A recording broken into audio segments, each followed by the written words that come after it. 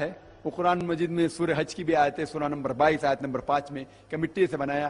آج سائنس کہتی ہے کہ جو کوئی ایلیمنٹس ہمارے جسم میں ہیں وہ چھوٹی یا بڑی تعداد میں مٹی میں بھی موجود ہے۔ تو سائنس نے تسلیم کرتی ہے کہ یہ کہنا کہ مٹی سے بنے بالکل صحیح ہے، اسی لیے ہمارے انتقال ہونے کے بعد ہمیں دفنایا دیا جاتا ہے۔ ہم مٹی سے آتے ہیں، مٹی پہ جائیں گے۔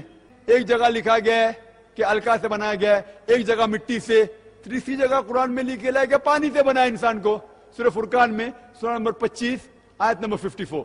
اس کا مطلب نہیں کہ کانٹرڈکشن، آج سائنس یہ بھی تسلیم کرتی ہے کہ انسان پانی سے بنایا گیا ہے۔ اگر میں کہوں گا کہ چائے بنانے کے لیے پانی کی ضرورت ہے، دوسرے بار میں کہوں گا چائے بنانے کے لیے چائے کی پتی کی ضرورت ہے، تیسرے بار کہوں گا کہ شکر کی ضرورت ہے، اس کا مطلب نہیں کہ اختلاف ہے،